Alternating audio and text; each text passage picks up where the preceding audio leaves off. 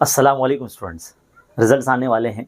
मैं भी बहुत एक्साइटेड हूँ और बहुत थोड़ा सा नर्वस भी हूँ कि हम सब की जो मेहनत है उसका नतीजा अब आने वाला है। तो मैं ये चाहता हूँ कि जब भी आप अपना रिज़ल्ट चेक करें, भले जो भी आपका परसेंटेज हो, आप वो हमारे साथ शेयर करें, मोबाइल उठाएं और वीडियो बनाएं और अपने तासुरात हमारे साथ शेयर करें।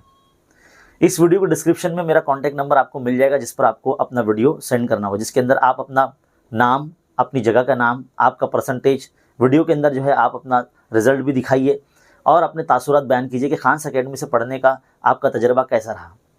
हम आपके रिव्यू वीडियो के बड़े बेसब्री से इंतज़ार करेंगे। तो मैं चाहता हूँ कि आप बड़ी कामयाबी से हमकिनार हो और इस वीडियो को लाइक करें, ज़्यादा से ज़्यादा उर्दू मीडियम के बच्चों में शेयर करें, ताकि हम एक मिसाल कायम कर सकें उन तमाम बच्चों के लिए जो आने वाले साल में जो बोर्ड इम्तिहान का फेस करेंगे।